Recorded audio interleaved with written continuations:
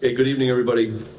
It's the Auburn Finance Committee. Today is October 4th, 2023, 6:30 p.m. We're here at the Auburn Town Hall in the Select Board's meeting room. I'm going to read our remote participation script. This open meeting of the Town of Auburn Finance Committee is being conducted both in person and remotely, consistent with Chapter 107 of the Acts of 2022, which suspends the requirement of the open meeting law to have all meetings in a publicly accessible physical location. Further, all members of the public bodies are allowed to participate remotely as long as reasonable public access is afforded so that the public can follow along with the deliberations of the meeting. For the public to join the meeting remotely by telephone, 1-786-535-3211 with an access code of 991-599-357, or the public can join via computer by going to globalgotomeeting.com. They can join with the access code of 991-599-357. All supporting materials that have been provided to members of this body are available on the town's website. The public is encouraged to follow along using the posted agenda. All members of the Finance Committee are present tonight, so we do not need to do a roll call vote of anybody that is participating remotely, and all members of the, I don't believe we have any members, department heads or otherwise appearing remotely either. So everyone is present and we should be able to move forward. Tonight's agenda, we just had our call to order. First on our agenda is a review of the upcoming town meeting warrant articles. We do not have any transfer requests this evening that have been submitted, nor minutes. And that is it. So it's just the warrant articles for tonight. Thank you for everybody for taking time to be here, as well as our department heads that are present. So we'll move right into the warrant articles. Mr. Kazanovich, to Town Manager, anything you want to do in the way of?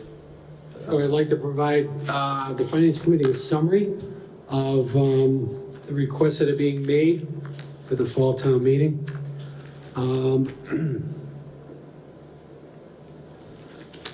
So Article 2 is a general fund operating budget. The total request for all the items is $495,453. Of that, it is being recommended that $307,304 would come from general fund revenue, $163,149 from ambulance receipts, and $25,000 from Packagug enterprise account. The remaining articles, 4 through 22, total request of $1,495,150. Of that, $101,250 is being requested from general fund revenue, $80,000 from SOAR enterprise, $1,102,331.19 requested from free cash, $208,468.81 from available funds, and $3,100 from perpetual care. In terms of free cash, we just received our certification on September 29th. Department of Revenue certified our free cash at $21,363,298. According to our free cash policy, we're allowed to appropriate 50% of the net gain from the prior fiscal year for one-time expenditures and not to be used as a general fund operating revenue offset. That being said, the net gain from the prior fiscal year is $2,576,555. 50% of that is $1,288,277.50. We are only requesting $1,102,000, so roughly about $180,000 less than what we're allowed to request under the 50% policy. When we look at our total revenue sources that we projected at the annual town meeting, our local receipts, we amended by $307,000, motor vehicle excise, things of that nature. Investment income was up significantly, about $100,000 over the prior fiscal year. because our rate of return now is greater than what it was a year ago. In some cases, we're getting up to 5% return on our investment. Cherry sheet revenue, dead even, no gain, no loss. Tax levy, because of our conservative approach on estimating new growth, we estimated 500. We're expecting to get about 625, so it's about $125,000 gain on new growth. Debt exclusion, no gain, no loss, and available funds primarily made up of free cash is $1,577,049 gain. If this warrant is to be approved as presented, the level of taxation that we would recognize is about 1/20th of 2.5. So out of 2.5%, we'd be taxing at a rate of 0.53 out of 2.5. Our 2.5 value is about 1.3 million. We'd be taxing about 278,000 of the 1.3. So our excess levy would grow by about $1 million. It's currently at about 8.2 million. That would put us at about 9.3 million of excess levy. So certainly, once again, we're taxing minimally, like we have for the past 12 years. That's a good thing for the taxpayers of our community. Unfortunately, that's good news. The residential home values are going up by about 11%. So all things being equal, because the residential value is going up, there may be a slight increase in taxation, even though we're holding the line on 2.5. Anybody have any questions for Patrick? Great, thank you. Through the chair, I just wanted to clarify on the interest for the treasury. You said we're up about 100,000.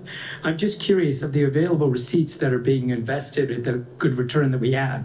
Would you say, because it's pretty liquid, that mostly 90, 80, or 100% of it is invested in treasury, or is the percent lower than that? So I don't know the mix offhand. I can tell you our cash balance is averaging about 75 million. And that's done, that cash balance is available for a number of reasons. One, our free cash, which is about 21. Our OPEB, which is about 8 million. Our health insurance trust, which is about 12 million. Our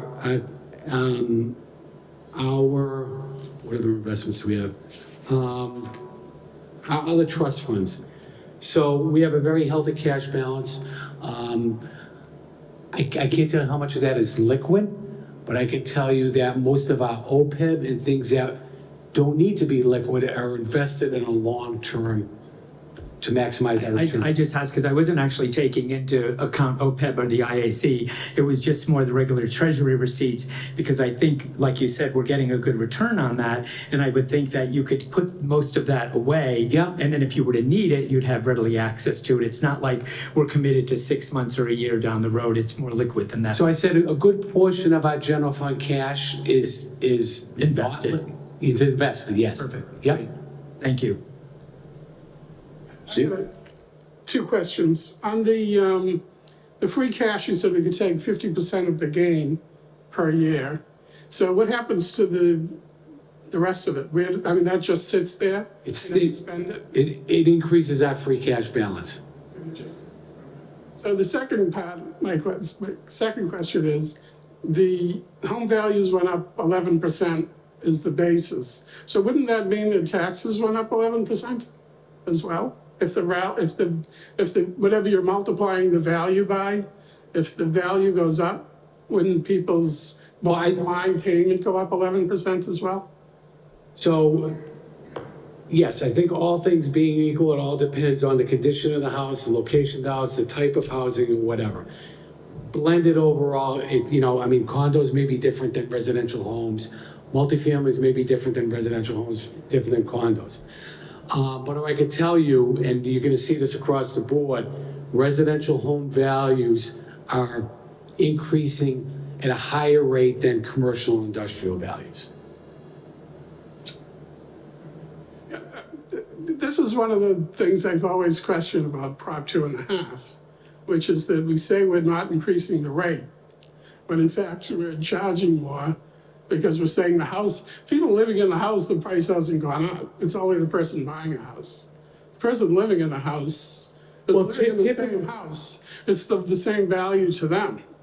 I think it all depends on the level of expense that we're adding to the annual operating budget. So all things being equal, as values go up, tax rates go down. Revenue for the town is going up because you're actually taxing it.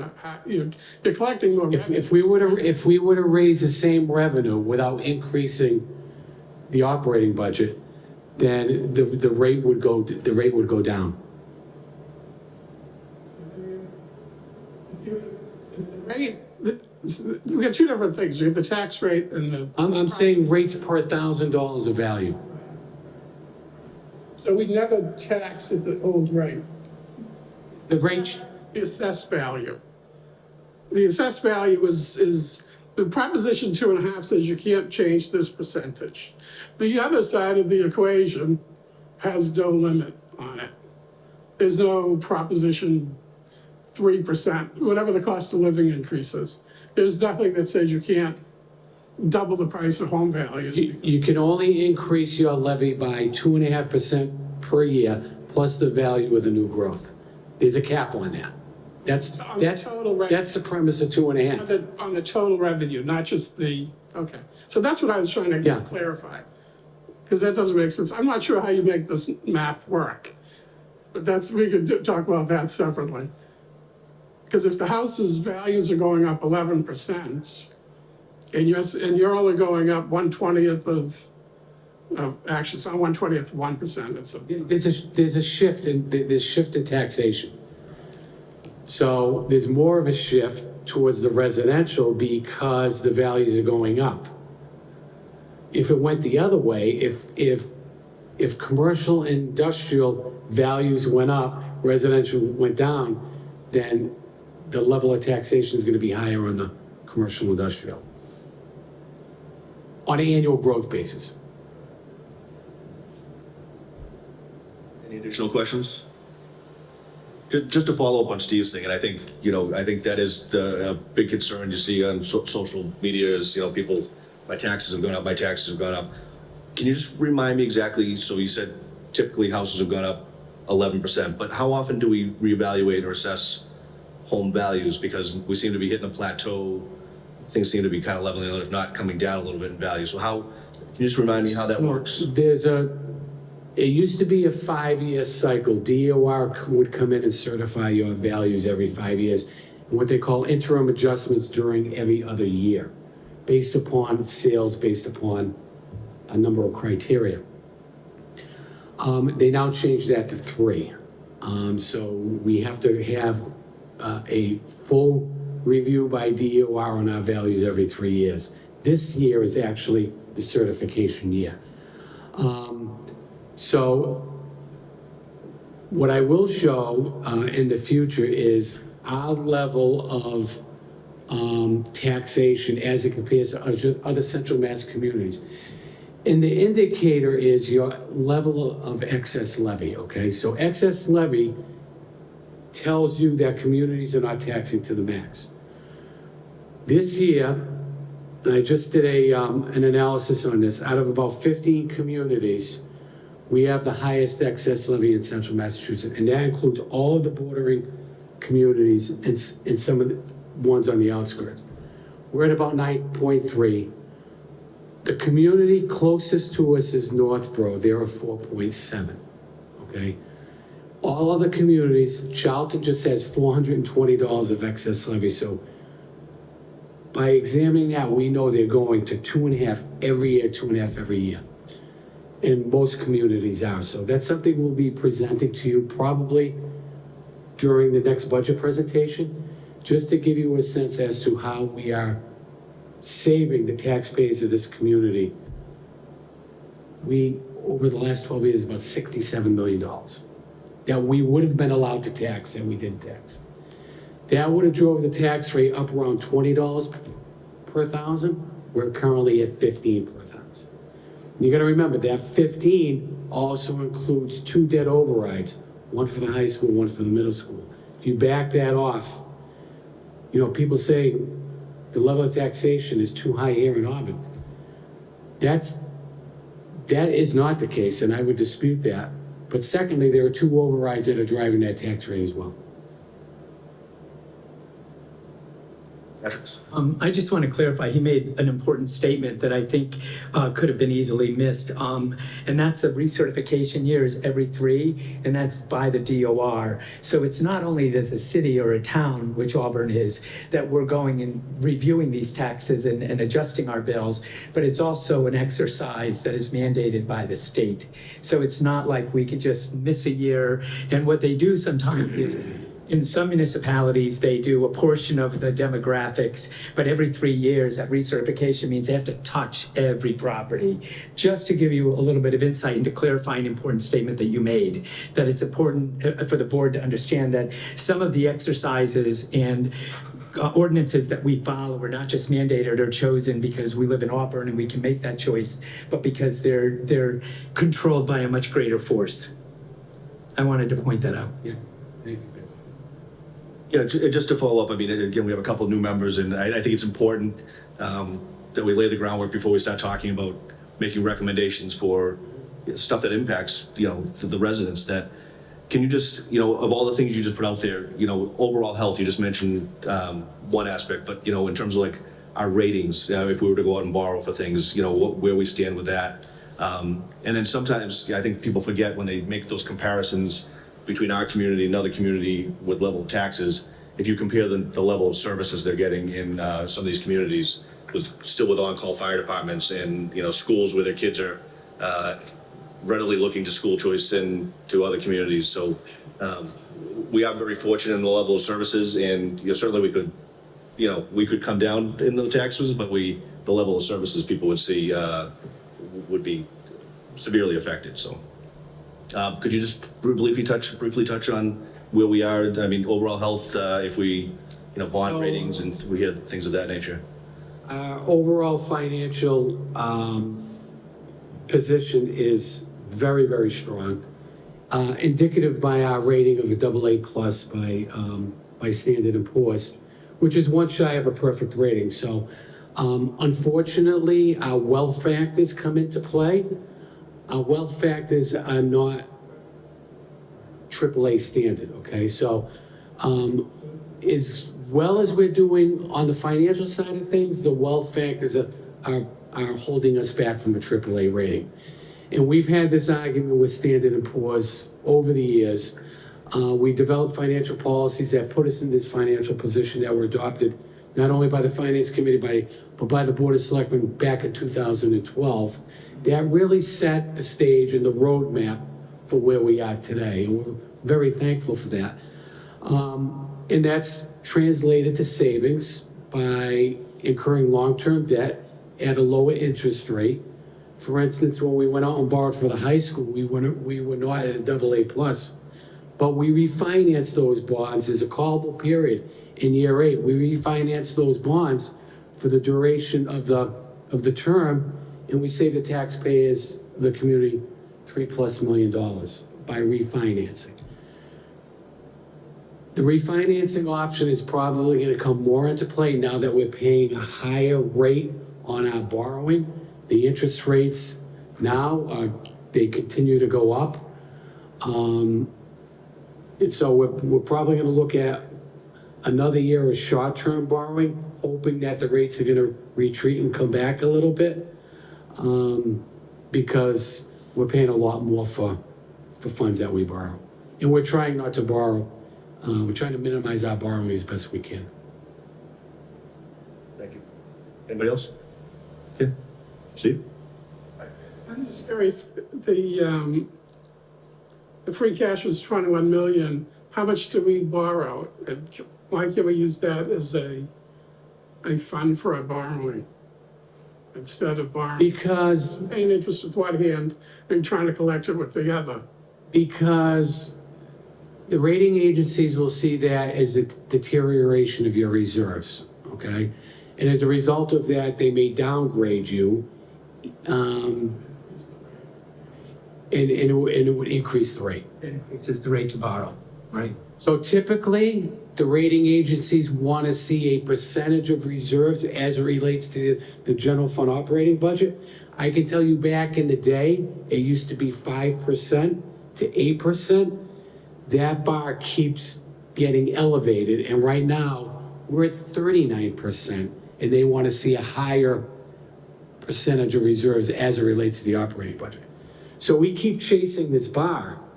And it's done that way for a number of reasons. Number one, I think they see a lot of communities rely on their reserves to fund their operating budget, and they try to put a negative connotation on that. But secondly, there's a major liability out there that most communities not funding, and it's called OPEB. And it's about $59 million. So they want to see that being addressed.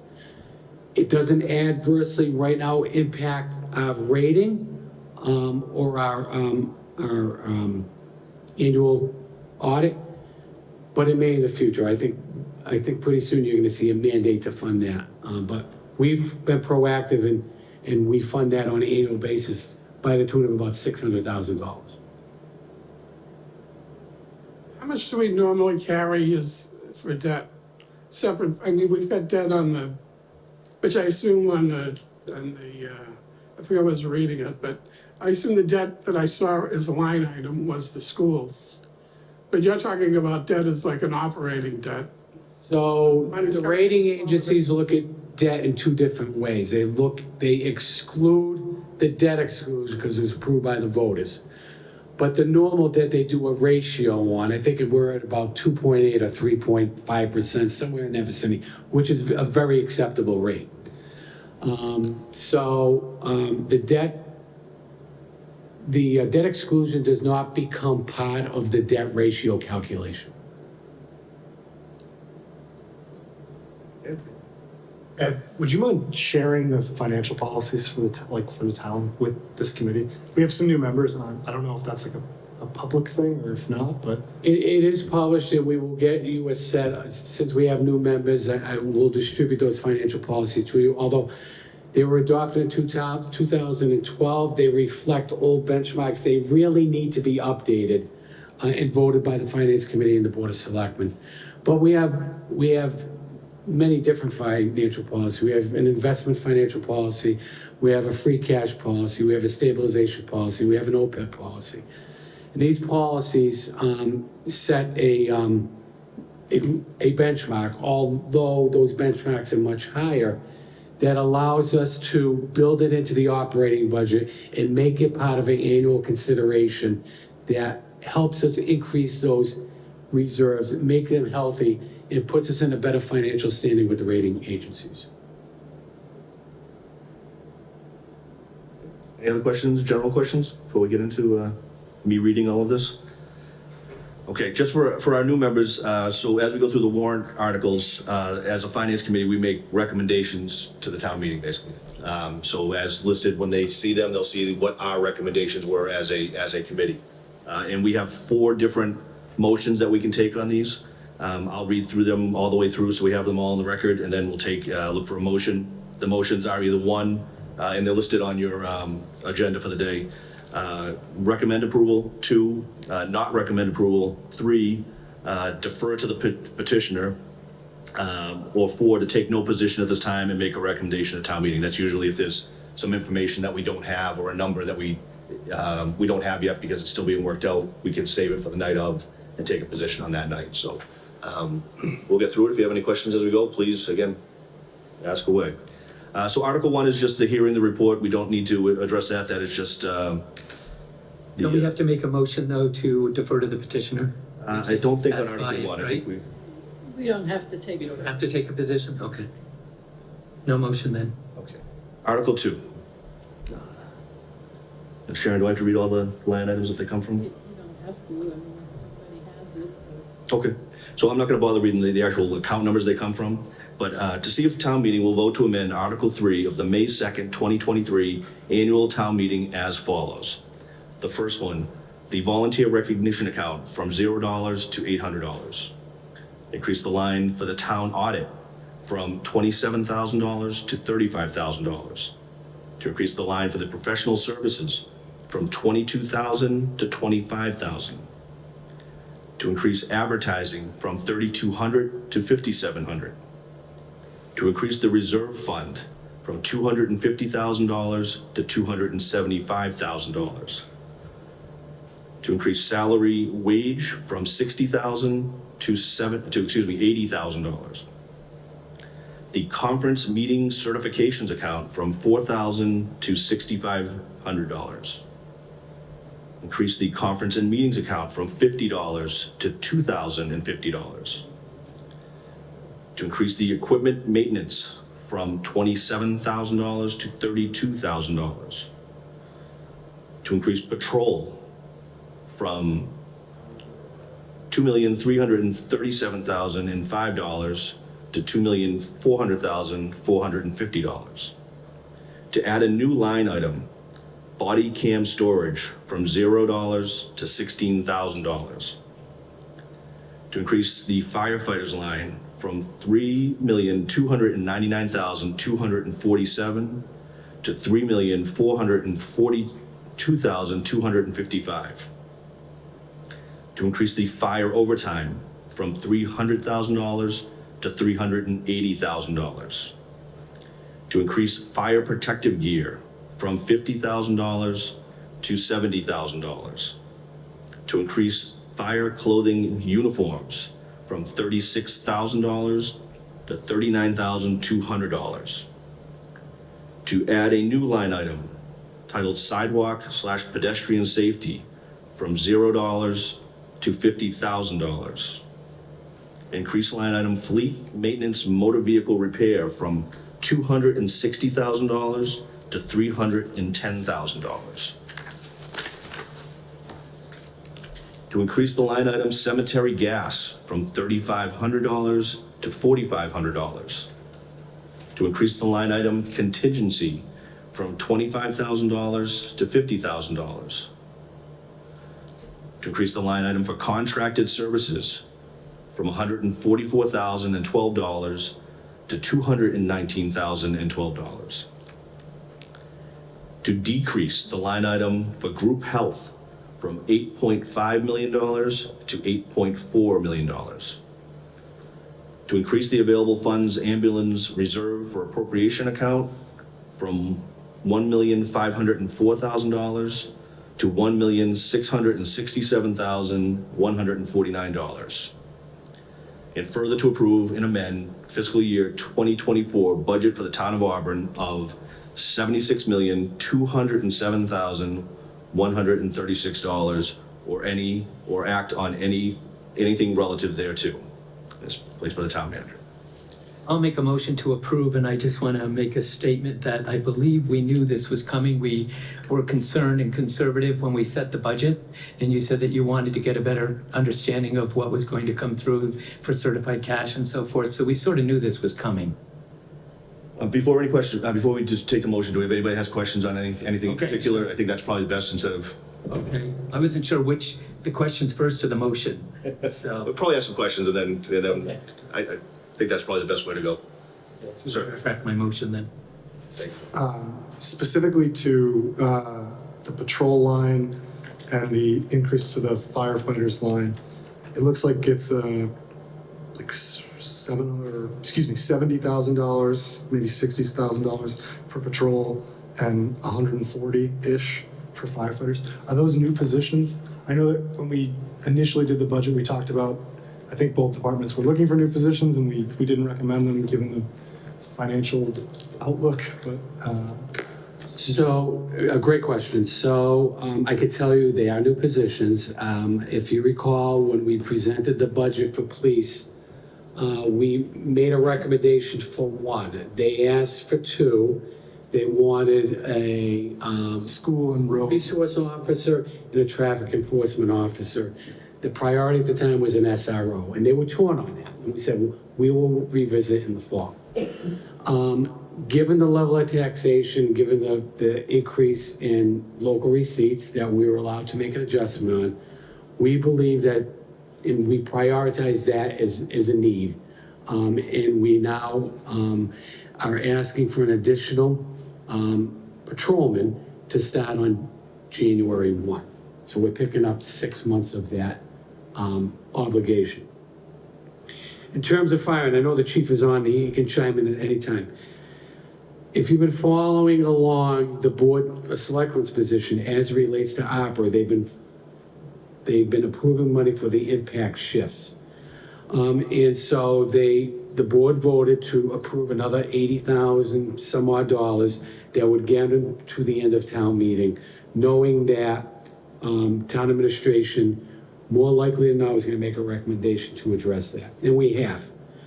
So there are 4 new positions, firefighter positions, being requested under Article 2 with a start date of January 1.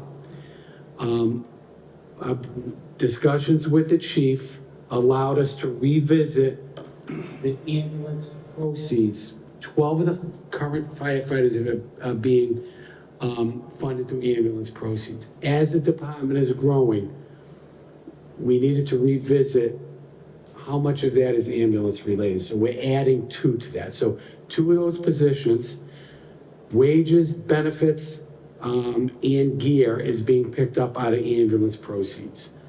Call volume is up. We're getting more money in ambulance proceeds. We have the money to absorb that.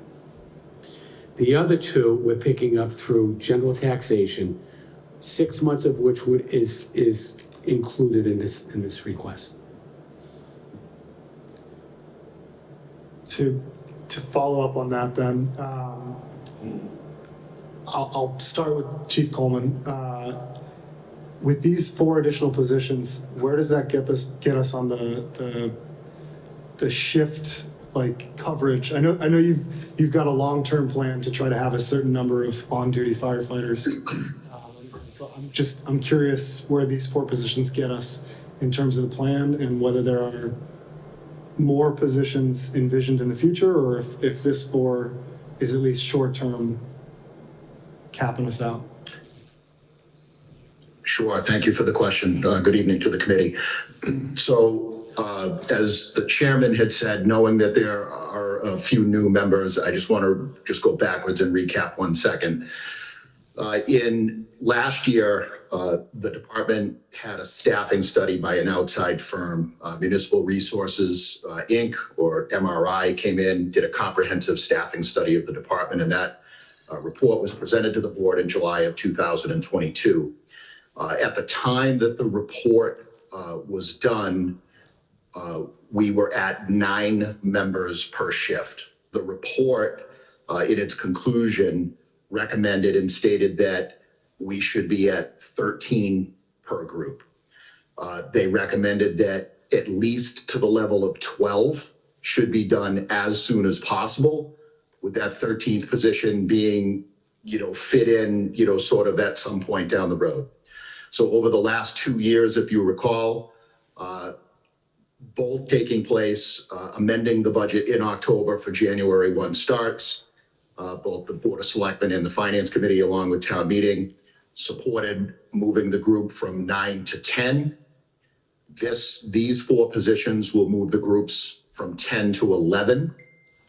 And then it would be our intention that we're going to continue down this path until ultimately the goal of 13 per group is reached.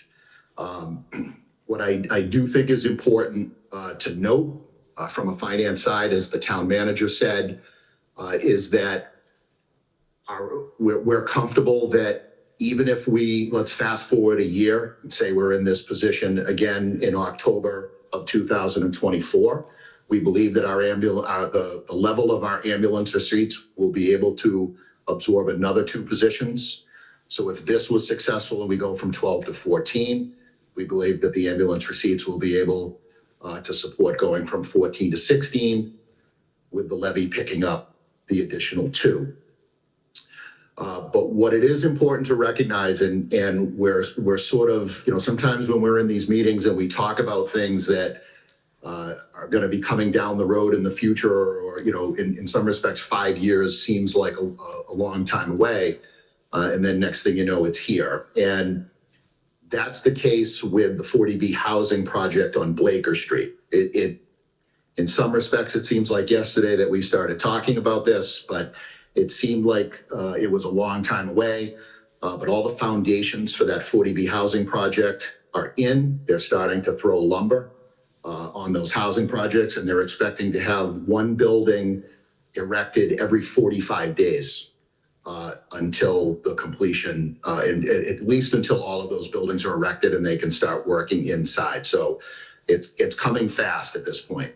And why I raise that issue is, I know many of you were not on the committee 5 years ago when we talked about this 40B housing project.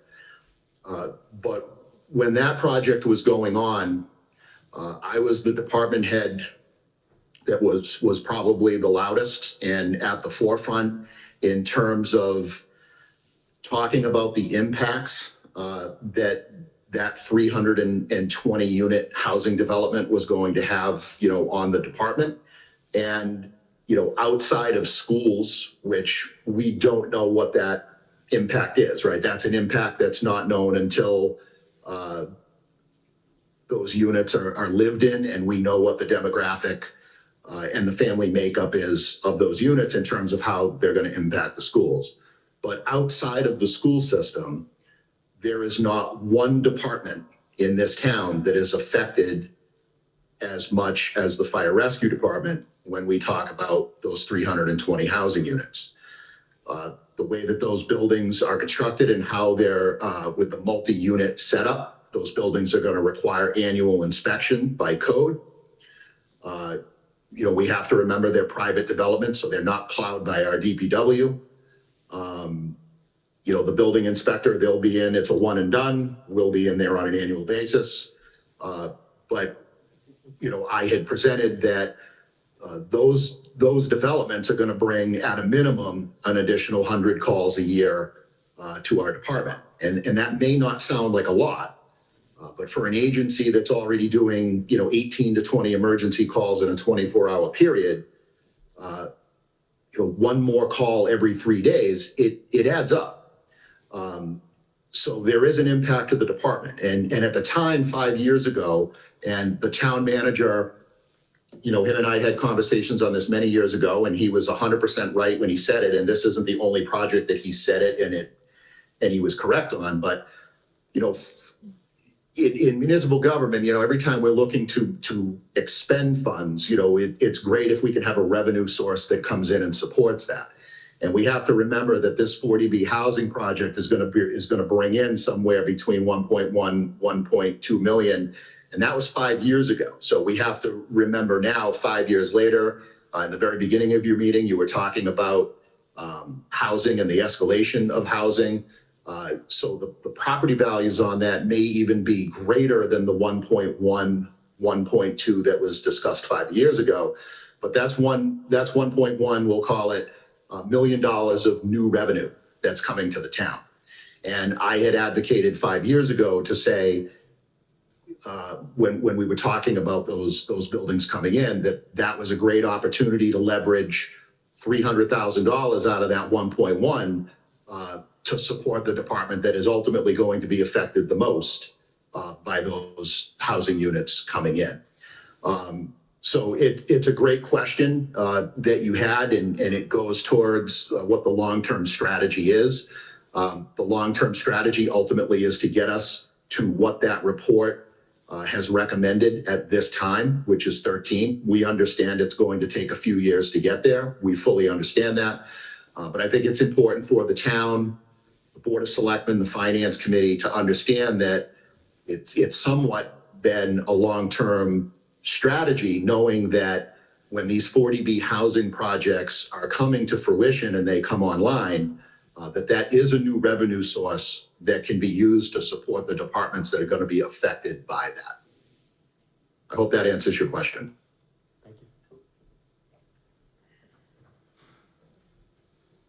Any other questions for the fire chief while he's on relative to those positions, or? Deputy Chief Mills, did you want to discuss the additional police position?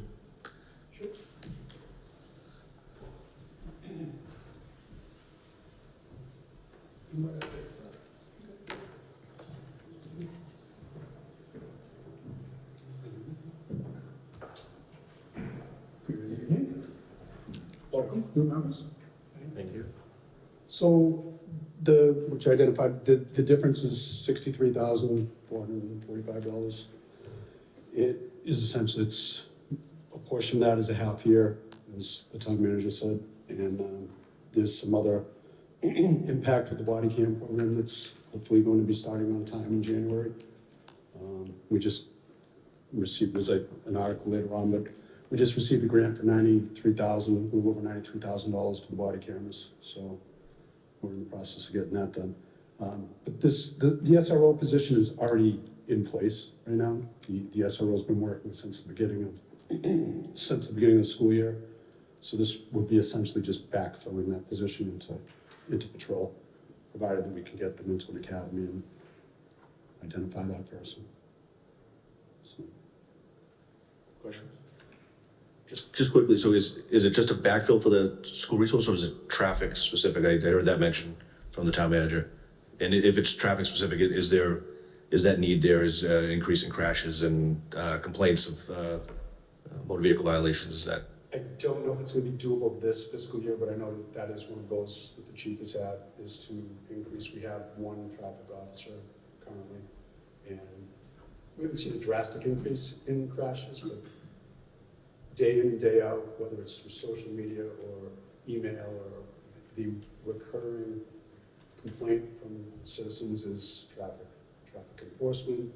You know, the volume of it, obviously, but every single day we get requests for traffic enforcement. Some of the speed limits in town are in flux or being changed, and that will require some, both educational and enforcement type situations. But this chief has definitely prioritized schools and school safety and communications, not only the communications department, but communications internally as well. And then traffic enforcement's always been something that's been very important to him, and it's equally important to the community.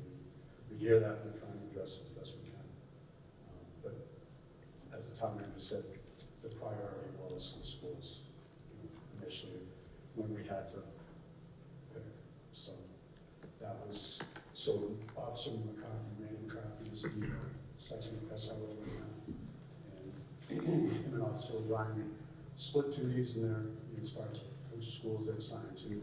So we had to pull them out of patrol, so that's where it came from. So Thank you. Any questions for the Deputy Chief? Any other questions in general relative to this article, Article 2? I have one on group health. What happened that we went down to recover ourselves in the spring, and now we didn't get as much of an increase we want? It's rare that health costs go down, so. Oh, on the group health? On the group health going down 100,000. So there was a change in the way they treated the teachers' summer pay, and we took the summer pay hit against the health insurance in this fiscal, in the last budget. Gotcha. When normally it would be, Right. so there's roughly 3 weeks of savings that we're gonna realize in the current fiscal year. Thank you. Any other questions relative to Article 2? Do we have a motion on this one then? Motion to approve? Have a motion to recommend is. Recommend, motion to recommend. And a second, all in favor? Aye. Okay, Article 3. To see if the town meeting will vote to designate Whitman Bailey Drive as a public road and maintain it in accordance with standards that apply to all other roads in Auburn. This includes the abutting sidewalks as well as all sewage and utility services contained therein, or act on anything relative thereto. And this is by a citizen's petition. Motion to defer to the petitioner? No questions? Just questions, while it's, it's on its face, it appears to not have a financial impact. There's no financial, But long-term, there is it's another, I see we have the DPW director here. Do you mind just, is this I don't know if I recall seeing one of these in recent years. Good evening. So we typically, we've had some street acceptances in the past. This is a little bit different just because this was approved by planning board, I believe, maybe 2016, somewhere around there. The contractor or the applicant had submitted some plans for a subdivision.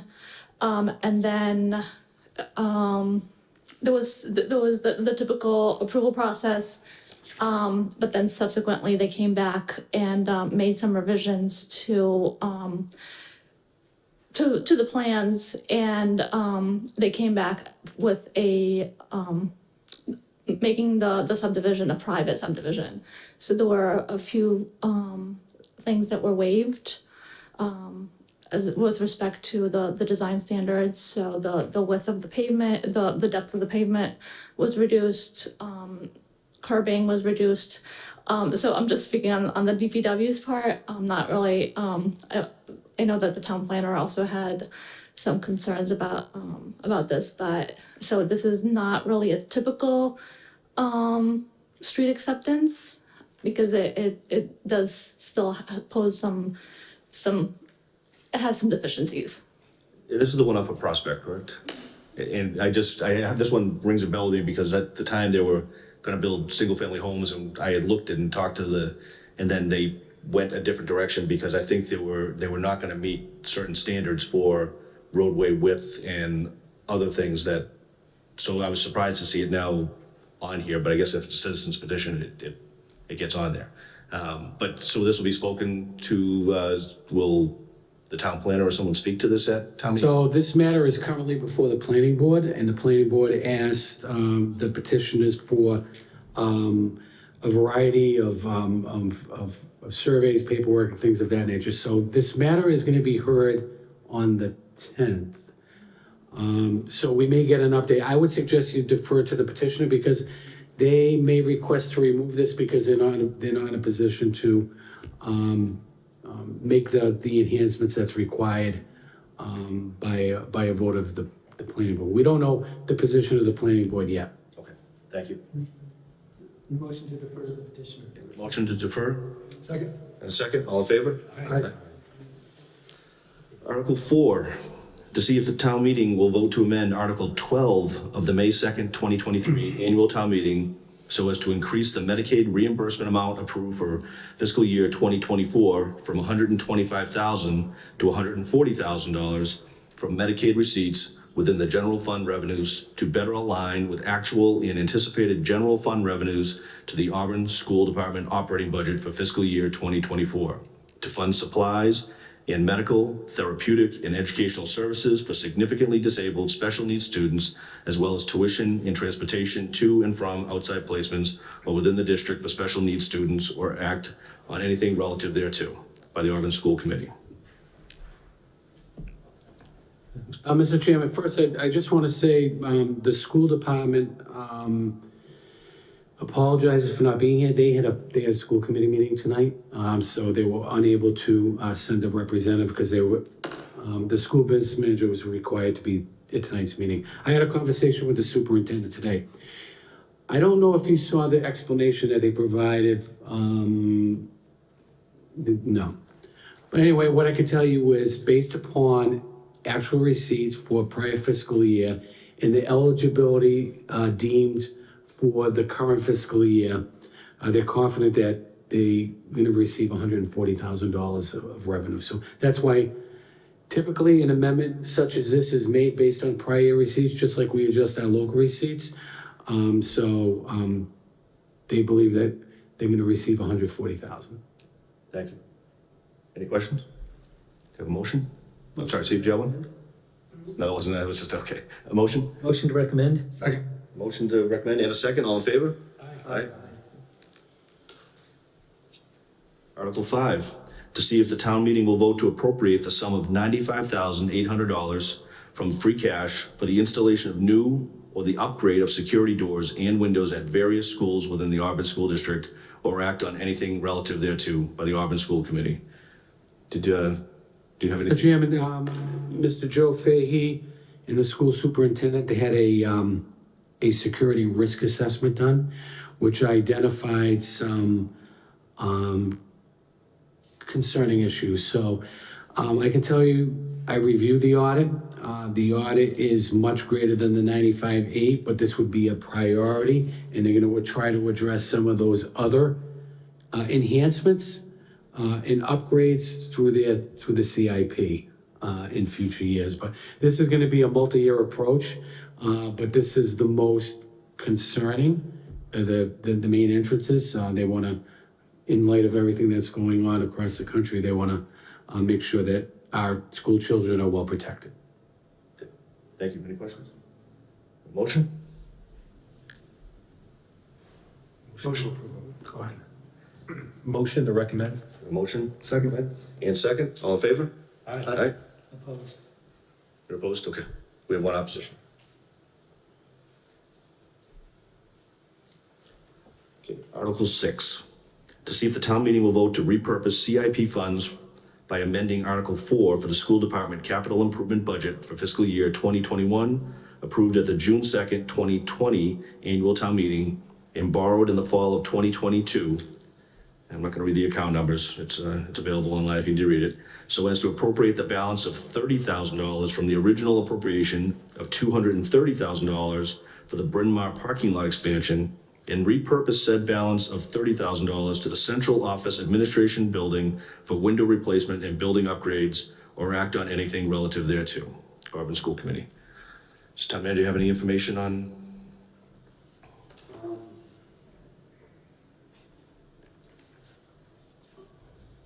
Just see what the explanation is.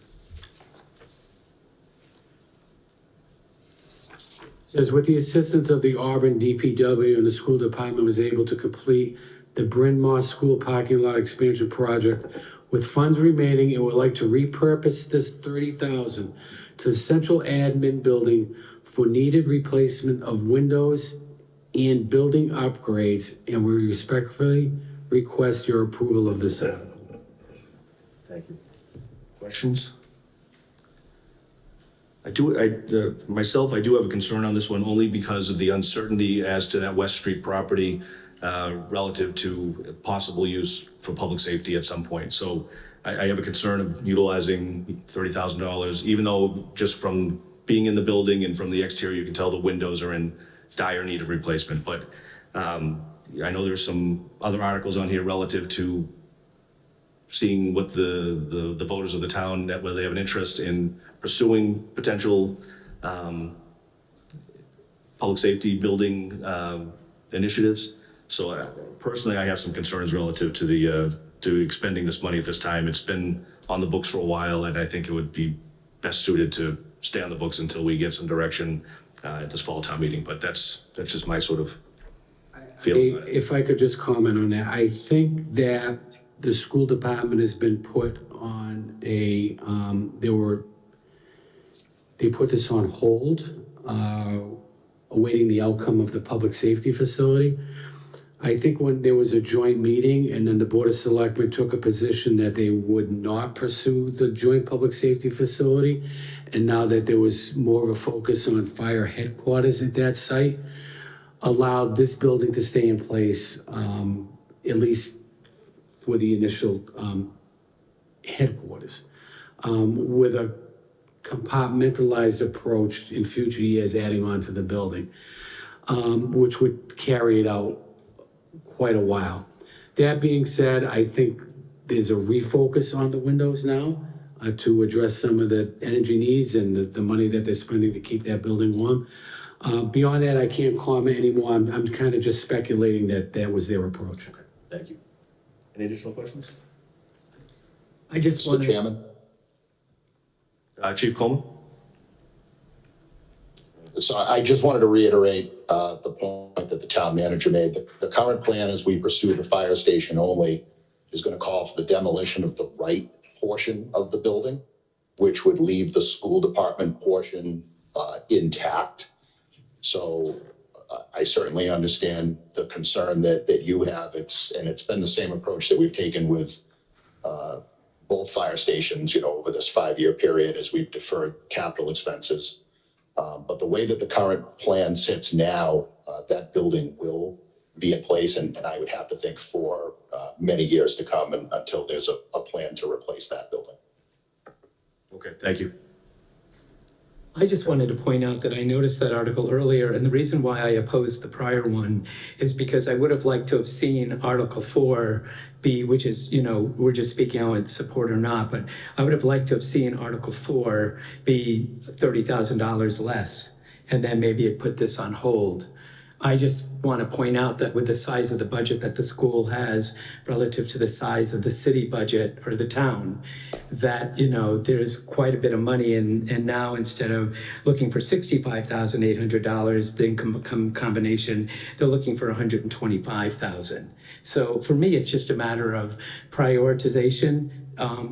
We have many departments within the town that we have to administer, and, $125,000 can go a long way in another department. So I just wanted to, comment that I'm not completely against these two articles, but that I would have been better off maybe prioritizing 4 or 5 and coming up with maybe making 4 a little less and using some of the, I appreciate that they're finding some money in another area, and they want to appropriate the balance. But again, I'm not going to support this because I would have liked to have seen 4 and 5 combined in one choice rather than 2. I'm sorry, just to clarify, 5 and 6, is that what you're referring? I'm sorry, 5 and 6. Thank you for clarifying. Yes. Right. Any other questions or comments on this one? Do I have a motion? Motion to recommend approval. We have a motion to recommend. Do we have a second? We have a second. All in favor? We have 2 in favor. I'm against on this one. Anybody? 1, 2 no's? How many no's? We have 4 no's on it.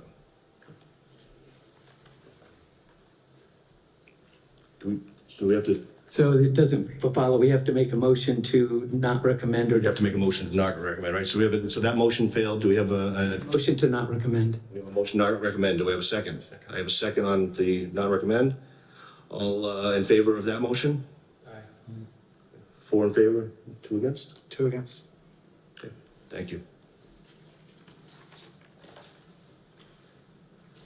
Okay, Article 7, to see if the town meeting will vote to appropriate. I'm sorry, can someone in the back hit one of the air conditioners? I think we're all gonna start, I know it keeps it a little bit quieter, but it's starting to get warm here. Thank you.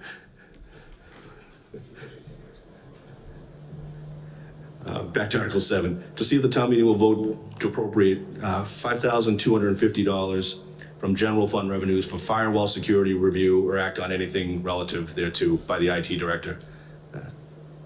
Motion to recommend approval. We have a motion to recommend, a second. Do we have a second on that motion? Second. Okay, all in favor? Article 8. To see if the town meeting will vote to repurpose $90,000 from the ambulance reserve for appropriations account by amending Article 4 of the May 3rd, 2022 town meeting. Replace ambulance as follows. 1, to appropriate $15,000 for personal protective equipment / turnout gear for firefighters. And 2, to appropriate $75,000 to replace garage doors at fire headquarters or act on anything relative thereto by the fire chief. Chief Coleman, did you want to comment on this one? Sure, thank you, Mr. Chairman.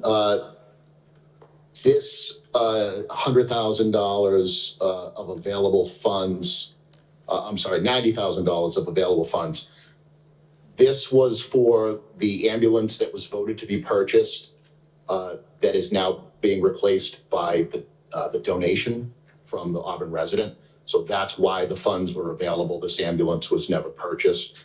We had utilized last year a portion of that money to fund the fleet mechanic position, along with some fleet maintenance equipment for the DPW. So this is the balance of that, what was an original $300,000 post. I have a question. Did the committee happen to receive in their email today the letter that is going out to town meeting relative to my 3 warrant articles? Did you receive that? Yes. Chief, we did get the letter, but it, for some of us, came into our email today and didn't get a chance to thoroughly examine it, so if you Yeah, can so, get the you highlights know, of that, that'd be great. I'll give you the Reader's Digest version because that letter that will be going to town meeting provides a lot of detail to these funds, but the short of it is, on the PPP, the PPE side, our turnout gear is tested annually. It has a 10-year life expectancy.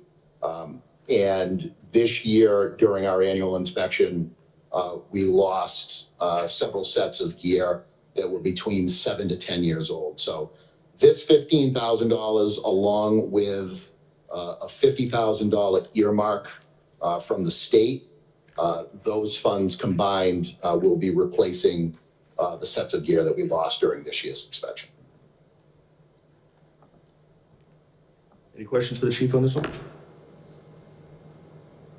Chief, I just do have a question relative to how old are those garage doors? Again, I have less of a concern on the garage doors for Auburn Street only because, the joint meeting we had with the select board and school committee and finance, it was clear that the focus and priorities, I think Mr. Marshall said, thank you, that when he posed the question as to what would be our priorities, clearly the West Street Fire Station is the priority when it comes to public safety buildings in town.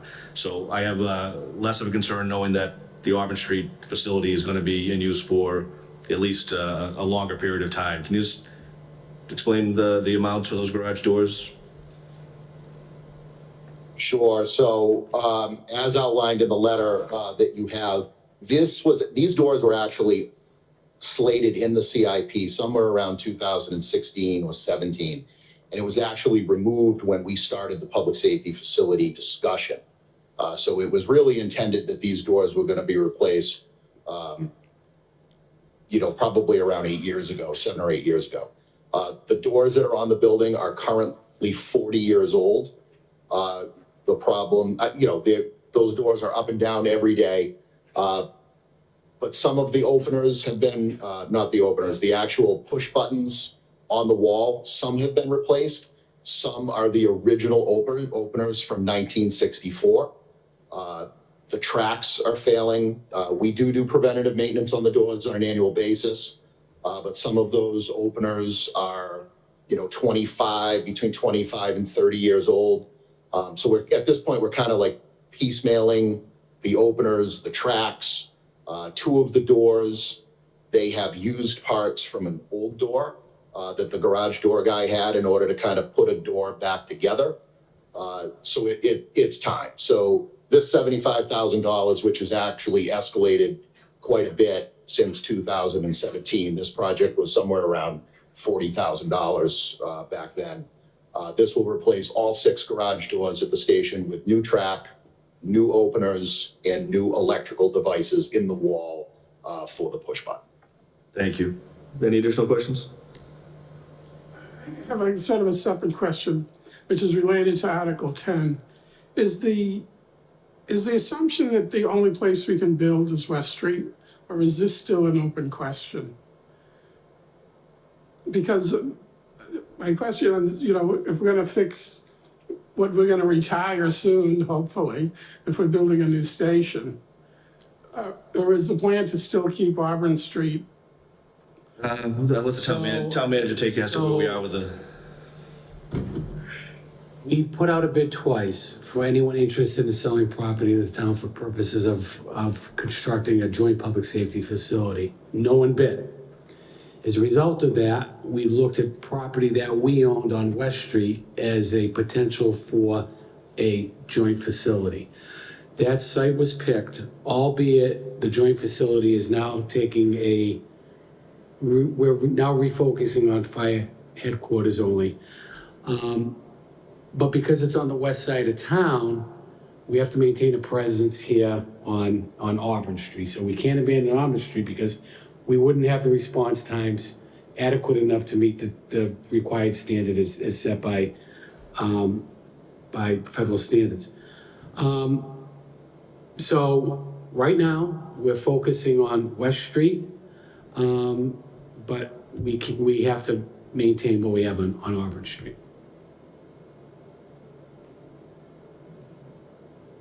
guess my second, because since you brought this up, we know nobody wants to sell, and I know that was sort of the decision of the committee early on, not to take anything by eminent domain or whatever processes. The thing I'm most worried about for the town is, the police station. We squeezed the spot out of the spot we owned, and then it became inadequate relatively quickly for the operation. And I'm just, because Article 10 is about 100,000 to look at West Street. I would much prefer to spend 100,000 looking for anywhere else but West Street, because there is plenty of land here that's unused. It's in somebody's hands, I realized. Chuck's Steakhouse is for sale. I mean, there is land around that's unused, Yankee Drama, the Sears Auto. I mean, it's better to do it right the first time and not do it twice. So the owner of Yankee Drummer has no interest in selling the property. That would require an eminent domain taking, and that could get tied up in the courts for some period of time, which would only elevate the cost of construction as the longer you wait. So there is a cost. Not only there's a liability cost to the taxpayers of the community by taking a piece of property through a pro tanto taking, and then have that value challenged in Superior Court, and then we'd have to pay potentially damages and additional sum of money. Secondly, the time you're waiting for that decision to be made, you're delaying the construction and the increase in cost. Chief, it's going up by an average of 5 to 7% a year? Yeah, it was higher, but it's down to 7% now. We know that's going to fluctuate because, but my question though is, it still makes sense to build the best thing in the best spot and not have to redo it at any point in the near future. So, I mean, when you say I understand nobody wants their land taken by eminent domain. Maybe it'll push people to be a little bit more open to it if it's a threat. If you're just asking, they're gonna say no, because they can sit on them forever if they've got deep enough pockets. But it would be better for the town to have a bigger lot and not try to squeeze it in. And so my question is, how bad is the cost to do this? How long does it normally take? I understand that, the guy can countersue for, forever if he wants to, I guess, but at some point. Well, first of all, I don't think that's something we consider unless we got voter approval to do it. There's two things. One, you could have an eminent domain taking, but does it make sense to do that if you don't know you got approval to construct the building? So there's really, That's a problem with you West- almost have to tie it together. You almost have to have a debt exclusion vote that will allow you to raise a sum of money through outside of the levy, outside of the limit, for acquisition of land as well as construction. And so if we acquire the land through a pro tanto taking, that's gonna take a period of time, which may skew estimates on the construction portion of the vote. And then if you don't have enough money, you can't make an award. We'd have the same problem if they said yes, wouldn't we? You'd have to say what? They said yes to selling the property. We would still have some of those problems with, the town still would have to agree to the debt exclusion pass, you know what I mean? Like, you're gonna still have some of those things. But since we know Chuck's is for sale, would that not be an adequate site? And it's between 12 and 20. It's First of all, Chuck's is for sale. There's a bid out there now due on October 17th. We're not in a position to make a bid because we don't have authorization to do so.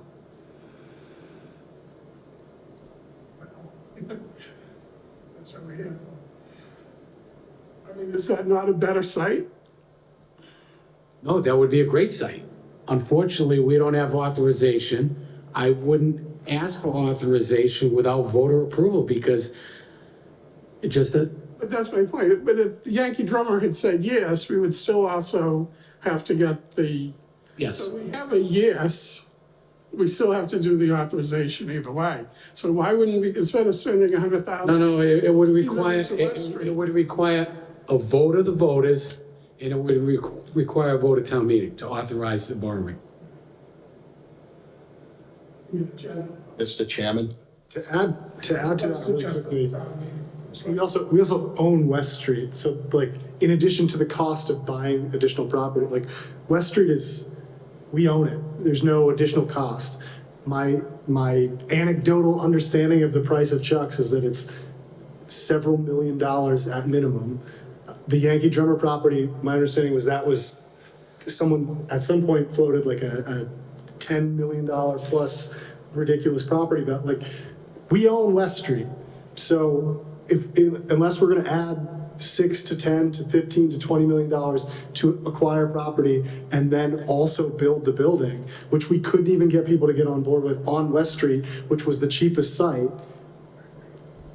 I don't know how we, like, I agree with you. In an ideal world, we would take a property and we would build, like, I'm all for the public safety building. I'm genuinely upset that this didn't go forward in the first place. But that said, it didn't go forward. And we need a new fire station because we're operating on a auditorium / cafeteria in an old school building and a building that was built, was it 70 plus years ago? I don't disagree with the Yeah. need for the facility. We gotta be realistic. My question is only whether, if we, it's gonna cost a lot of money, it's gonna have to get approved by the voters either way. It may not happen today, it may not happen for 5 years, but do we really wanna spend $100,000 on West Street when we're still gonna get a no from the voters? Wouldn't it make more sense to have a better site that people would be much more confident about than? But we'd have to get Chairman? approval from the voters just to get the site. And We, yeah, I mean, and we'd be running these doors for another, 10 years or whatever. But the thing is we would be Either in way- a better position to have a better facility at a better location. either way, we still need to approve it, like the voters to approve Yeah, the yeah. expenditure. I So like, understand we can either what- ask I for know $6 what million you're now or 80 million later, and there's no guarantee we get a yes to either one of them. My understanding is, despite the fact that like West Street wasn't the ideal site, it was, and I don't know what's happening. Despite the fact that West Street wasn't the ideal site, it was good enough to build a full public safety facility. This is a smaller ask. It doesn't require the knockdown of the whole building. We're gonna be able to continue to use school administration. Like, I don't know, unless people turn it around in this town and decide that they're gonna spend money to go all out and buy Chucks. I don't know what we do. Yeah, while we're, Mr. the chief Chairman? wanted to comment, while a little bit out of order, but we'll cover all the articles. Why don't we, Chief, can you just discuss what the $100,000 for Article 10, that conceptual Well, that design is actually, gonna cover? that was gonna be my point. I wanted to make sure I didn't miss something. Are we still on Article 8? We're still on Yes, that. on We'll 8, when 10 impacts We'll it. take the motion on that momentarily, but while the discussion's been brought up for 10, can you just discuss what the $100,000 is so we can breeze by that when we get to it? But 10 does, I just heard somebody say 10 impacts 8. In my opinion, 10 does not impact 8. It doesn't matter where we build a fire station out at West Street, the Auburn Street Fire Station is going to remain a fire station. These doors are to be installed at 47 Auburn Street, not out in West End. So it doesn't matter whether we're at Chuck's or West Street or on Halligan's property, it doesn't matter. The doors at fire headquarters, which will remain a fire station, is going to be a fire station. Why don't we cover, Motion to, can we make a motion for 8? make a motion for 8? Motion to recommend. There's no other questions. Steve, I mean, there's a lot to this, and I understand I chaired that committee, and there's a lot to it, and your questions are valid, and I don't think anybody on this committee wants to put something someplace in the sins of the police station and, being put on too small a parcel. I understand all those concerns. They're all valid concerns, but why don't we get through this, and there's gonna be more discussion of this coming up in the future. I'm sorry, we have a motion. Recommend. We have a motion to recommend. Do we have a second? Motion and a second. All in favor? Aye. Thank you. Article 9. To see if town meeting will vote to appropriate the sum of $208,468.81 from bond premium proceeds and $255,531.19 from free cash for radio infrastructure equipment and improvements to the town's public safety communication system or act on anything relative thereto. Deputy Chief, do you have this one, or is it the Fire Chief that's going to discuss this? The fire chief's probably more knowledgeable of the few meetings, but he's definitely more knowledgeable on the radio system. Chief, do you want to give us the, I couldn't hear him, but I'm assuming he he punted, sir. He punted right to you. So again, I do give you a Reader's Digest version as well as the town meeting members in this document that will be mailed to them in the packet. The very short version is on July 22nd of this year, we had a catastrophic power failure at our main radio site on Rochdale Street. There's an underground conduit that goes from Rochdale Street to the radio site that's about 900 feet long. There was a breach in that conduit that filled with water, and it knocked the power out to that site. National Grid came out. For obvious reasons, they would not turn the power back on to the site until the new underground conduit was installed. The problem is the town does not own the property on the ground that the conduit sits in. So when we did the cost benefit analysis on replacing the 900 feet of underground conduit, we had to take into consideration the construction of a new road on town-owned property to do that. The long and the short of it is that was far too expensive, and the cheaper option and the ultimate decision in consultation with our radio consultant was we abandoned the Rochdale Street radio site.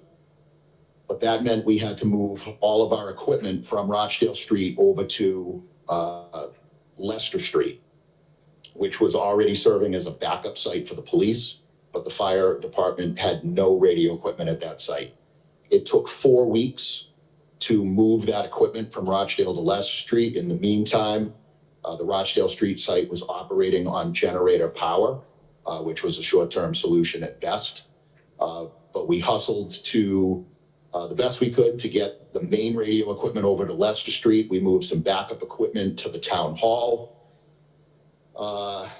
And we were able to improve some radio coverage by moving from Rochdale Street to the Leicester site. We actually, on the fire side, police has pretty much remained the same. They've always had very good coverage. Our coverage was not so great. We have a much different system than police. But we were able to improve our coverage by moving from Rochdale to Leicester Street. And again, it's very technical, and I don't want to get into the weeds because it is a very complicated topic, but a portion of this money is to, let me just look at the numbers real quick here because I did outline them in this letter. About we'll call it 175,000 is to for the emergency repair over the course of that 4 weeks to build out the new Leicester Street site as the main repeater site. So there's a bill of about 107,500. As part of this, we're requesting, in order to improve the coverage, although we did gain some coverage by moving from Rochdale to Leicester Street, we still have some significant gaps on the fire side. So 245,000 of this is to construct a new radio site at the Prospect Street water tank, which is where the police currently has some equipment, but the fire has no equipment. And then 106 of this total is going back to fiscal 2020. The fire rescue department had a radio upgrade within their CIP. Again, our site's different. We have a single site, whereas the police department has 5 sites. They work on a 5-site voter system. We work on a single site repeater with a backup repeater. I was trying to build out a 2-site, what they call a simulcast system. With supply chain issues and cost escalation, it's affected everything, as we all know in our lives. So this radio project that was originally slated for fiscal 20 has had several years of delays because we've been unable to get equipment. All of the equipment for the most part is in now. But over the period of years, we've seen an escalation of about $106,000, $106,400 in that radio equipment. So really, this total of $464,000 in this request is really to satisfy three issues. It's to satisfy the emergency repairs and rebuild of the radio system from the July failure. It is to construct a new radio site on Prospect Street. And it is to cover the shortfall due to escalation for the existing radio project that is currently within CIP. So those three issues is how we get to the $464,000. Thank you. Questions? Patrick? Actually, to the town manager, because it says, more the regulatory part of this, because it's a bond premium proceed, is this part of a borrowing, as the chief suggests, that goes back 5 years, that we don't have to pay down the debt? Or we can actually reallocate towards an equipment Yes, expense? before the law changed, yes. Thank you. Yeah. That's all. I just want to make sure we're not misallocating. Thank you. Any other questions? Steve? The failure originally, we don't have any insurance on something like that? We did file an insurance claim. That claim is pending, so they haven't made a ruling on that yet. But if I that, will sorry, Mr. Bennett. I will just say that although we have a pending insurance claim, even if we were to get insurance money, the cost to construct that road, the insurance would not cover the road. The insurance would cover essentially the repair of the conduit. So the town would still be outlaying a portion of money that's outside of insurance. And that number was way too high. And we actually have better radio coverage by abandoning the Rochdale site than, probably sinking somewhere about $300,000 just to construct a road. Any additional questions? Have a motion? Motion to recommend? A motion, do I have a second? Second. We have a motion, a second, all in favor? Aye. Okay, Article 9. Article 10, to see if the town meeting will vote to appropriate $100,000 from free cash for conceptual designs of a proposed fire station on West Street, or act on anything relative thereto, by the town manager and the fire chief. Mr. Kazanovich, do you want to cover oh, what this the, is just what we've been talking about the entire evening. So this refocuses our efforts to look at a fire headquarters only on West Street, and this conceptual design appropriation will allow Tecton to redesign based upon fire headquarters only, and come up with a cost estimate that we could then consider and bring to the voters of the community. Thank you. Patrick? Just one question. If we go through with this design cost and let's say it comes to fruition, can we recoup the money back through the cost of the project, or will we consider that when we go to borrow? I don't think we would want to do that because we have free cash now. I don't know why we would want to recoup and replenish free cash.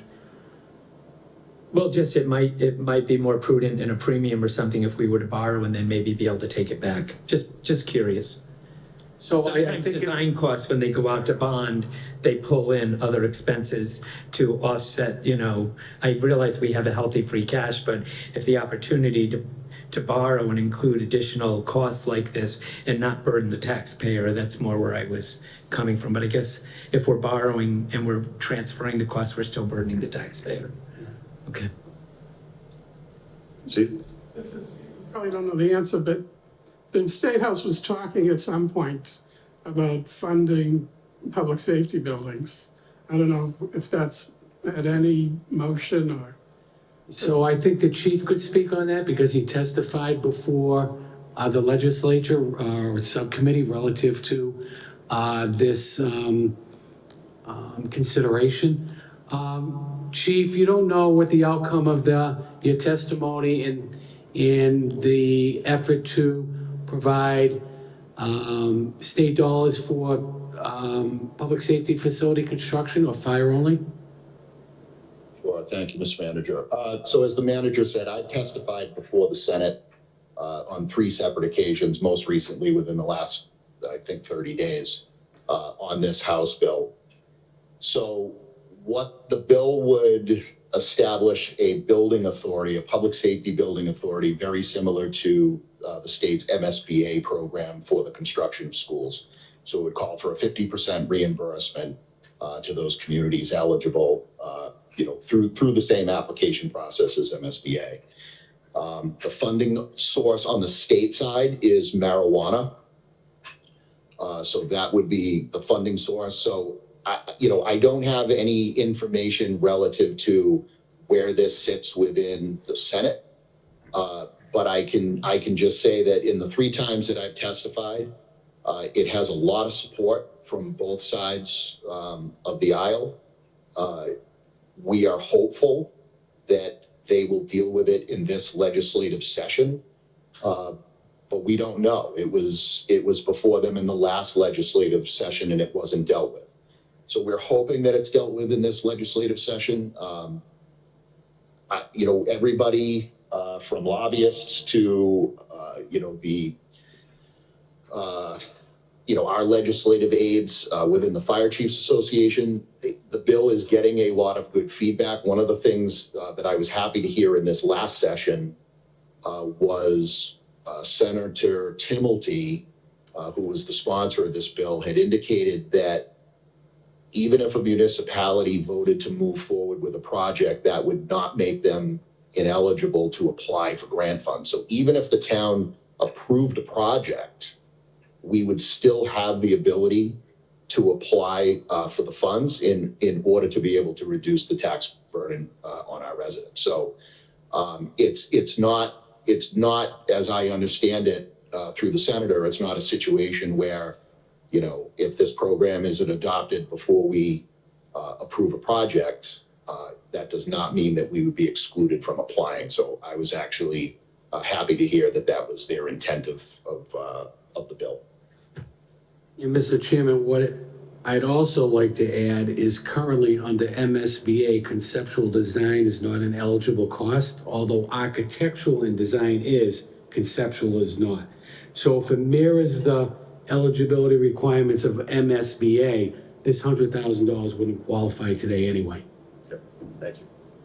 I just have one other question. Yes. The original design for the public safety building, I was under the understanding that it included both facilities, but it was also, I thought it was when it was presented that it had the ability to build just the fire station originally anyway. So I'm wondering what this actually, does this not duplicate what we've already done? Chief, can you cover the difference in the design between Yeah, the original conceptual? Yeah, I can speak to that. Thank you. So the original, this is not a duplication of that, Brits. Although the fire station, like the apparatus portion, was kind of a standalone piece, there was a lot of shared spaces between the police and fire, including not only the spaces, but including mechanical. So it's not as simple to say, well, we're gonna scrap the police out of this project, so we just take the erase and all the, the police parts of the conceptual design, because the look of the building is gonna change, the layout of spaces is going to change, because the police are no longer a factor in the project. So it can't just be, we're not in a position where we just say, well, we're just gonna cut the police out, we're gonna go with the old design. The old design doesn't work if the police are not there. So those functions, the building's going to be a little smaller. The footprint of the building's gonna be smaller. So it's not apples to apples. And is the Mr. Chairman, the only other point that I want to make is, regardless of where it goes, although the article says West Street, it's because that's the direction we've been given at this point. Town administration is aware of the Chuck's property. We are waiting to see what comes on the 19th after their RFPs come back to see what's a bid. That's not out of the equation, but it's also not anything that we've really talked about seriously, because as the town manager said, we don't have authorization to pursue that property, and we don't have an authorization to bid on that property. So that's not a possibility at this time. However, the fire station is going to be designed on the West Street property with the square footage, whatever it is. The reality is that there are no significant elevation concerns or property concerns on West Street, that the way that this building is going to be designed, it's essentially being designed on a flat piece of property.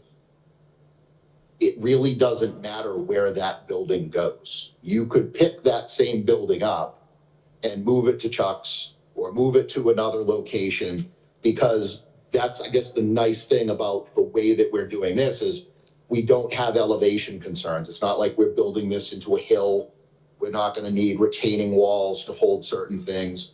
So the reality is that when the conceptual designs of this building, if in fact another piece of property were to become available, it would be very easy to use the same conceptual design and move it from one piece of property to another, because we don't have those environmental or topography type issues.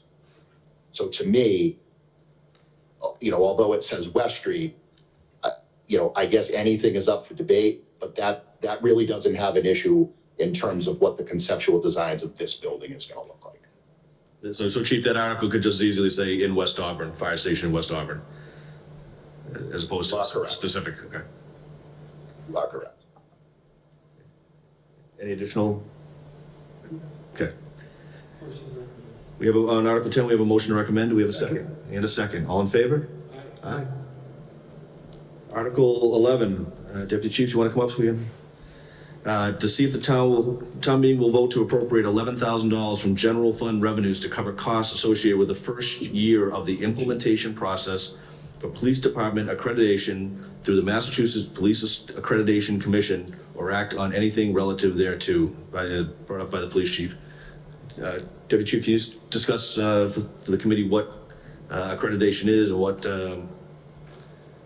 So in Massachusetts, the accreditation program is just to ensure that you have the best available policies, for the industry standards, and that you are employing those policies, you're living up to those policies, and it's a continual review of those policies and of all of your policies to make sure that you're doing things correctly, and as far as those standards go. The cost for the department, the size of ours, is $2,600 to just be in as part of the accreditation process, which starts with a self-assessment process and then into certification, then hopefully into full accreditation at some point. And there's, I believe, 251 standards, if I'm not mistaken. Some are optional, some are mandatory, depending on where you're at as far as building and what programs you have or do not have specialty-wise. So the remainder of the cost is a software program called Power DMS or Power Policy that just makes the policies trackable and more easily updated for the entire staff. And we already undertook one policy review at the chief's direction. We'll probably be doing another one this winter, assuming that we go forward with this, which is the plan at this point. Town manager, we had spoken with town administration, and moving forward into FY25 and beyond, we'll incorporate these costs into our operations budget and not use, this method. But this was one of the chief's priorities for, when we sat down and talked about priorities for this year, this was one of the priorities beyond the body camera program. Any questions? Chief, just clarification point. So accreditation isn't just it's not necessarily a nice to have, there's standards, like the fire department deals with national fire standards. This is just the police equivalent, benefits better police services, as well as, and through the town manager, probably, claims against the department meeting accreditation standards is a layer of protection for the municipality as well. I mean, I know in your other role that you're very familiar with accreditation and how that works, but it's basically gives you the most up-to-date, best practices for your industry, and And it's, it is similar to the credentialing program that the fire department goes through. And it's, we all have policies, but this ensures that those policies are consistently reviewed and updated as needed, and that you remain, not necessarily on the cutting edge, but definitely on the, the forward-thinking edge of things, so that you're constantly moving things forward. Theoretically, less lawsuits, more defensible, in those matters. There's potential insurance reduction costs and stuff, but initially we want, it's more of a professionalization, trying to take the department to that next level, hopefully. It says here, to cover the costs associated with the first year of implementation. So my question is do we have an idea of what ongoing costs will be once it's implemented? Will it be in the general fund? Will it be part of their budget? Like, we're going to incorporate it into the budget moving forward. It's, the Basically- costs will remain standard. The cost of the software might fluctuate, generally up. So we're really looking at implementation costs and then it moving right into your operating budget. Great, just to clarify, thank you. Any additional questions? You have a motion? Motion to recommend. Motion to recommend. Second? And a second, all in favor? Aye. Thank you, sir. Article 12, to see if the town meeting will vote to approve a revolving account for the Department of Development and Inspectional Services pursuant to Mass General Law, Chapter 44, Section 53E and a half, for the purpose of collection of revenue generated by town-owned EV charging stations for operation and maintenance, expenditures not to exceed, and we don't have an amount listed. Mr. Town Manager, do we have an amount as of this date for this one? I'll defer to Okay, Darlene. I'll just continue on, you can insert the amount annually. Report and budget shall be submitted annually to the Finance Committee. This revolving fund shall commence on passage and be in effect in all subsequent years as voted by town meeting. And further, that figure 1.0 of section 6.13 of the general bylaws be amended consistent with this article or act on anything relative thereto. It's brought forth by the Director of the Department of Development and Inspectional Services, Ms. Darlene Quill, who's before us today. Want to brief us on this one, and do you have an amount to go along with this warrant? Good evening. So the proposed article, I am still working on what the amount not to exceed is. The charging station that we had installed this past summer is actually in the back of Town Hall. You may have seen it. It's a dual port charging station, so that means that two cars can be charging at the same time. We had that installed, and we are getting a quarter per kilowatt hour. So we get a little bit of money that's generating from any cars that are charging with it. We've already had several cars, that we see using the station. We don't have an idea yet of how much money we're gonna generate. We just started getting, I think we got the very first check, and it wasn't a lot. But as time goes on and more people become aware that the charging station is there, we expect more money to come in. What we're proposing is to take the money that we get from the charging station and put it towards the operation and maintenance for the charging station. So yearly, we know we have to have some software that has to, we have a software account that we have to use for the station. And that cost, it's that cost plus over time, if something goes on it, because it's all electrical and computerized. We just want to make sure that we can use the money that it's generating, thank you. Sure. In order to put towards the actual station. And over time, as we get more and more grants from the state, we'll probably be adding charging stations at, say, maybe the library or a senior center, other places in town that people might be able to use them. And one more thing, I just wanted to let you know, you may see it. Literally, we just got our first electric vehicle, a totally electric vehicle in the department. It's fabulous. It's little Chevy Bolt. And it just went on the road yesterday. We got the plates on it. It's fabulous. It's in the back, if you'd like to take a look at it before you leave. And we're very excited about it. Any questions relative? I just have one, and I don't want to, for no other reason, I'm probably going to recommend that we take no position because you don't have a dollar figure at the moment for us to support. But my only other question is, since you brought up the electric vehicle we have, I would think that we're going to track that because we can't pay ourselves, but we're going to want to have some idea of what the charging costs will be as part of the budget to manage that. Yes, thank you for the question. So we Sure. actually, for ourselves, we have a card that keeps track of that. So when the town has to charge up, which we did, we charged it up as soon as we got it. And so we have a card that keeps track of it. So, yay. If I may to help push this along, I think maybe we can put a value in it. Do we know what the cost of the installation of the charging station was? And maybe we can, because it's just gonna be for the repairs. Worst case scenario is replacing the whole unit. Software, the, So if we wanna put a value of 25, not to exceed 25,000, that would be more than adequate enough. And we also have the opportunity to amend that up or down at a future town meeting. I think that's a great idea. I can, and my only other question is because it goes on and it says in subsequent years voted by, so every year you'll set a ceiling or you'll have an idea of the expenditures, and the thought process is that the revenue generated should always exceed expenditures. We don't, which. Well, you cannot deficit spend beyond what revenue is available. in Right, this account. exactly. Sure, I'll make a motion to recommend.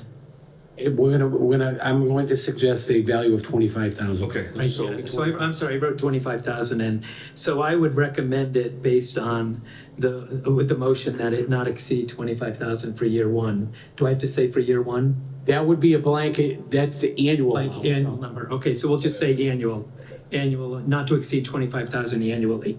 okay, so we have a motion to recommend with the, adding the amount of $25,000 into the amount listed as in the warrant article, and we have a second, all in favor? You have the next one too, right? Article 13, see if town meeting will vote to appropriate $10,000 from general fund revenues to supplement previous appropriations to allow the Board of Health to conduct household hazardous waste collection day in the spring of 2024, or act on anything relative thereto. Motion to recommend. Second. We have a motion and a second, all in favor? Okay. Easy. Thank you so much. Sorry. Article 14, to see if the town meeting will vote to appropriate $51,000 from free cash for fiscal year 2025, assessor's revaluation, or act on anything relative thereto by the town assessor. So, Mr. Chairman, this is for the certification year that we talked about earlier. So RRC comes in, they evaluate our personal property, that adds new growth in addition to normal construction growth. So this is requested, used to be every 5 years. Town meeting has seen something very similar to this over the past 3 years. Okay. Any questions? Patrick? Is personal property included in this number? Yes. Thank you. Motion to approve, recommend. Motion to, no other questions? Motion to recommend? Second. And a second, all in favor? Aye. Article 15, to see if town meeting will vote to appropriate $60,000 from Town of Auburn's fiscal 2024 general fund revenues for training, support, and services, or act on anything relative thereto by the town assessor's office. Mr. Chairman, this is my understanding, and I wish our chief assessor was here. This money is for a vision appraisal software update, which allows for cloud-based data storage and accessibility from vision to access our files remotely. That would include training, the cost of upgrade, and the support cost as well on an annual basis. Anybody have any questions? Motion to recommend. Motion to recommend, a second. All in favor? Article 16, to see if the town meeting will vote to repurpose funds by amending Article 9 approved at the October 24th, 2017 special town meeting so as to appropriate the balance of the original appropriation of $100,000 for, again, I'm going to skip the account numbers, LED street lights, and repurpose said balance of $100,000 to sidewalk pedestrian safety for the creation of a new municipal sidewalk program that prioritizes access and safety of pedestrians by installing new sidewalks, including but not limited to the expansion, repair, and replacement of existing sidewalks and signalization, or act on anything relative thereto. This is by the town manager, but if you yourself. So I don't know if you've been following the Board of Selectmen's meetings, but they've made this a priority. And as part of my goal, I was going to initiate a new sidewalk program. This is the start of that. So, like under Article 2, we made a request as a permanent infusion of the operating budget, a $50,000 request to address our existing sidewalks. This would be a startup cost as well to address sidewalks throughout town that need repair, that need upgrading, that need replacement. And so we plan on building through 1/10 of 2.5 into our CIP, a line item in future years that would contain $100,000 for sidewalks. That would be a permanent appropriation that would allow us to address pedestrian safety throughout town. I have a question. I think it's likely for Joanna, but what are our, like, I don't know if we call them policies or just what level of maintenance and sort of like cleanup is the town supposed to be doing to existing sidewalks? Because I'm all for like walkability and improving the way to get around town, but my issue is that we have a lot of sidewalks now that like you literally can't walk on because of overgrowth. And I understand that not all of them are on like town-owned land and theoretically property owners are responsible for some of that probably, but no one seems to be enforcing it. And so we talk about walkability, but there's like sections of 20 and 12 where you have to walk in the road because otherwise you're walking through brambles. And I'm just genuinely curious, like, are property owners responsible? Is the town responsible? Like, who's responsible for maintaining, clearing, and making sure that they're actually walkable now? So currently, the DPW is responsible for the majority of the sidewalks, including, I believe, the majority of the sidewalks on state roads. So, You said the department is? I'm sorry? You said the department? Yes, the DPW. So if anybody does have any issues with overgrowth, I know that this is, we've had plenty of rain to let things, to water the plants this year. So we've had several phone calls about clearing brush off of sidewalks or streets. So anytime that anybody calls about that, we go out there. Sometimes we're not aware of that, those locations, but yes, we do clear we do brush cut. In the winter, we snow plow the roadways and the sidewalks. Additionally, I'd like the Finance Committee to know that the Board of Selectmen supported through a use of ARPA funds to have CMRPC do a sidewalk survey and priority list for us, and that's currently underway. So that's going to help us identify where the need is, where we need to focus on first, hopefully provide an estimate of cost and lay out a permanent software application that allows us to keep pace with that. I got a question on that, the selectmen's meeting. I think somebody was talking about Bryn Mawr and the bridge, and it was the state owned it and all the other stuff. But what I'm trying to figure out is, how far does $100,000 go? It's like, how big a job would that be, ballpark? Or like, you know, like we're gonna put money aside, which is great, but how far does it go? Like, how big a job is? I'll let the DPW director answer that, but let me tell, it all depends on whether we're reconstructing the road and doing the sidewalk at the same time. I think if you do the sidewalk as not part of a larger project, you're probably gonna pay more.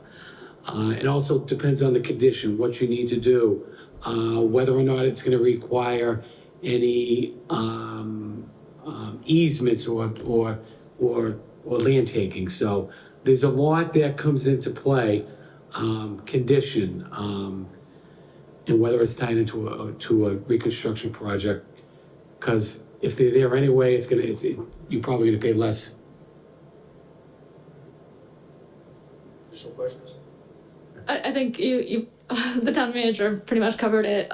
It just depends on the road. The reconstruction of the sidewalks is certainly a lot cheaper, just because you already have a base and you already have the real estate to put the sidewalk in. If we're looking at constructing new sidewalks, now you're looking at making sure that you have the right of way, that you have the room for the sidewalk. You're putting a new base in, so you're starting from scratch. In addition to any stormwater mitigation that you might have to provide. It also depends on the curbing type, whether it's granite, whether it's berm, yeah. But I'm just wondering, like, how quickly people would see it, you know? I mean, it's on the budget, and there's a project that you're, running, but. You know, I just want to add to some insight that I have that I learned a couple of years ago. I want to point out to the board that the materials that are being used to do our roads and to do our sidewalks and so forth are not the kind of materials they even used a couple of decades ago. And with the amount of traffic and the amount of volume that goes on our streets and our roadways, we're actually seeing a diminishing return, because even though we're having several things paved and new roads, the amount of traffic has increased, the quality of the roads are not the same. I won't say, it to be positive or negative, but I will say the cost of keep up and repair just on our highways and roads is becoming astronomical. It's 100, I don't want to speak on behalf to directly answer your question, but I know that we're not getting $100,000 worth today as we may have gotten a decade ago. And part of it is because the materials they're using just don't support the circumstance as well as they used to. I just wanted to make that observation. Just a quick comment for myself. So DPW currently has, or a strategic plan relative to repaving all roadways within the town, and I forget the time frame. Was it 15? I think this was with your predecessor. Was it 15 or 20? 20 years. A 20-year plan that and I know we sort of maybe fell off a little bit in the COVID years, but there is a plan, and usually as a part of that plan is sidewalk reconstruction, should it be needed. So just to clarify, this $100,000 account would probably more address areas that were more immediate attention that may not currently be on a schedule for a reconstruction. It's not really adding another $100,000 to that reconstruction plan. It would be more for something that had more of an emergent need. Am I interpreting that correctly? That you'll be able to address issues that would be a fund to address specific sidewalk issues outside of that 20-year strategic plan? Right, so my intent would be to continue on, if we were doing a roadway and there's a sidewalk on it, we would continue to repave the sidewalk along with the roadway. But this would be on top, above and beyond if we're looking to address emergency or urgent repairs, or if there's a sidewalk that's, if there's a priority to put a new sidewalk in. Thank you. And because of these increasing costs, like Patrick identified, certainly, we've drawn attention to that before. This sidewalk money may be also used to supplement Chapter 90 in roadway reconstruction in order to get those sidewalks repaved or installed. And these improvements go to not only walkability, but accessibility issues that if someone were really to push that issue with the town, we could be looking at a bigger project than addressing it in $100,000 chunks over the course of year after year. So the new construction include all the accessibility grades and I don't know what the traction areas for wheelchairs that goes up and the coloring, so, okay. Thank you. Anybody else? I just had a general question, because you said that we're responsible for the sidewalks on state highways. And there's certainly parts of Route 20 that have no sidewalk. Is that like a normal thing? It depends on how the roadway was constructed. If there was accommodations that the town had asked for, that the DOT allowed us, paid for a sidewalk in a certain section, but we have certain areas, even landscaping, they would allow landscaping in certain sections, in medians, as long as the town maintains them. So it just depends on the situation. Any other questions? We have a motion on this one? I'd make a motion to recommend. We have a motion to recommend, and a second, all in favor? Aye. Thank you. Article 17, to see if the town meeting will vote to appropriate $500,000 from free cash to the town OPEB, other post-employment benefits, liability trust fund, or act on anything relative thereto. Any questions? Town meeting. Motion to recommend? Yeah, we have a motion to recommend, Second. and a second, all in favor? Article 18, to see if the town meeting will vote to appropriate $100,000 from free cash to the town stabilization fund or act on anything relative thereto by the town manager. Any questions? Second. No questions? I have a motion to recommend and a second. All in favor? Aye. Article 19, to see if the town meeting will vote to appropriate $3,100 from the cemetery perpetual care account for the purchase of cemetery maintenance and funeral setup equipment or act on anything relative thereto by the DPW director / town engineer. Any questions? Motion to recommend? Second. And a second, all in favor? Aye. Article 20, to see if town meeting will vote to appropriate $80,000 from sewer retained earnings to procure services, equipment, and materials to repair the odor control system at the Pinrock wastewater pumping station or act on anything relative thereto by the DPW director and the sewer superintendent. Any questions relative to this one for the DPW director? Motion to recommend? Motion to recommend and a second, all in favor? Aye.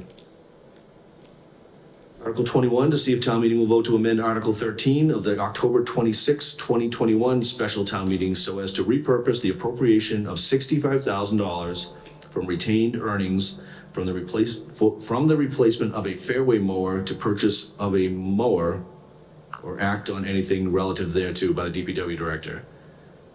Could we just get some clarification? I think the way that's worded, it sounds like we're moving a mower to buy a mower. I don't know if anybody else was confused by that. Changing the purpose.